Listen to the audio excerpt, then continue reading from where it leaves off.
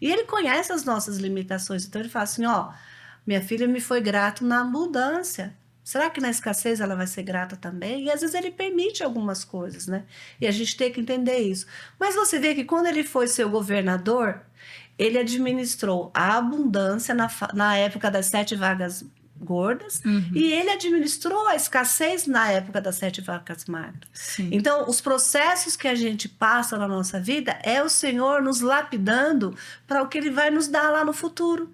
Porque, por exemplo, se você pega o seu filho, sua filha, por exemplo, tem 8 anos, sua filha tem condições de ter um carro? Não. É igual a gente, às vezes a gente está pedindo algumas coisas para o Senhor que a gente não tem condições de administrar. Então Ele vai primeiro nos lapidar, vai nos forjar, vai fazer com que a gente seja filhos maduros, né? Sim. Ruios que fala, né? Ruios. Ruios, filhos maduros. Porque senão Ele dá a bênção e você nem usufrui da bênção porque você não sabe Sim. cuidar.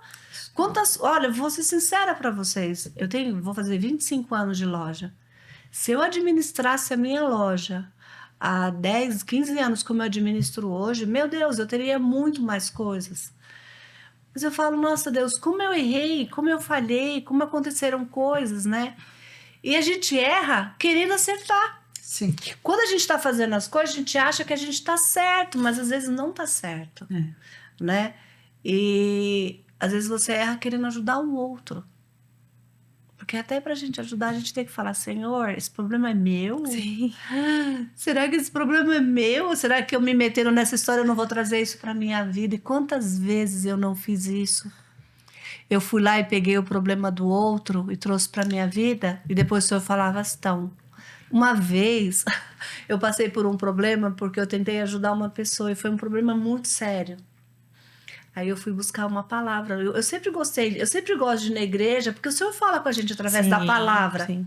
Aí sabe o que o Senhor falou pra mim?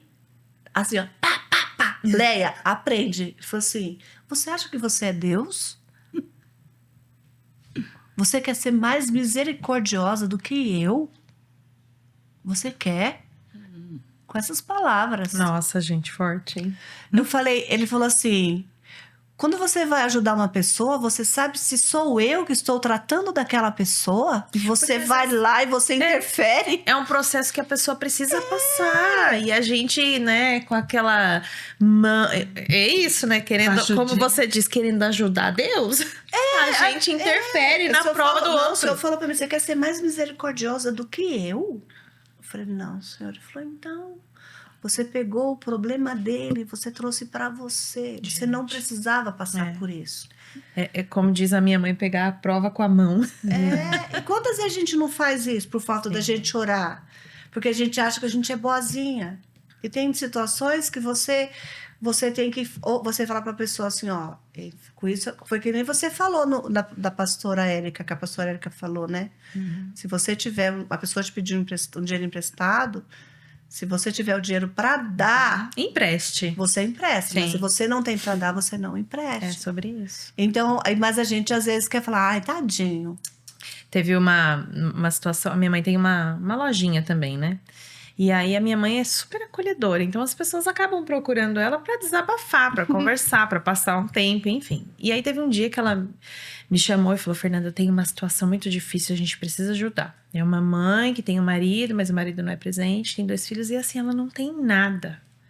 Ela não tem televisão, ela não tem colchão, ela não tem geladeira, ela não tem roupa, ela não tem sapato, ela não tem nada. E aí eu falei, nossa, mas não tem nada? Como assim, né? E aí o Senhor colocou no meu coração assim a pergunta: mas por que ela não tem nada? Porque se é uma mulher que tem um marido, o marido diz que trabalha, né? E tem as crianças, e nunca teve nada, essa casa. E eu comecei, e geralmente eu não sou muito de perguntar, eu falo: não, vamos juntar um pessoal, vamos fazer uma vaquinha. E eu falei: mãe, essa conversa tá muito estranha.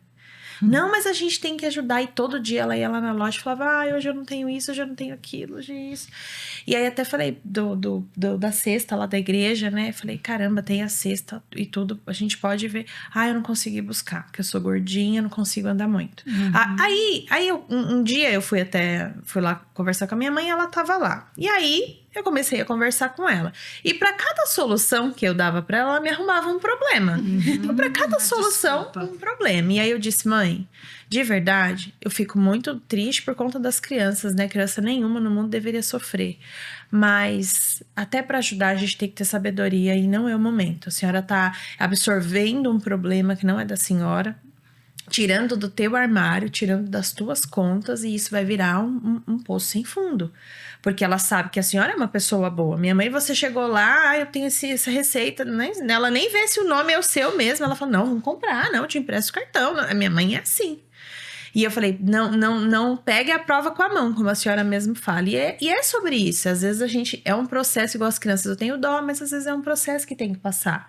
É uma mãe que tá passando uma situação ali e o Senhor permite aquilo. Quem são essas crianças?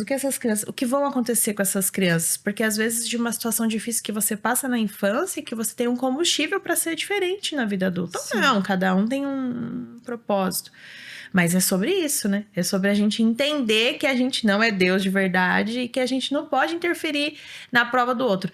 Eu tive uma vizinha, quando eu morava lá em Itaquá, que depois de muitos anos que a gente foi saber que no fundo da nossa casa, assim, era um terreno vazio, tinha um pé de chuchu. E ela, o marido e os 3 filhos comeram chuchu por muitos anos, porque não tinha o que comer. E a gente não sabia.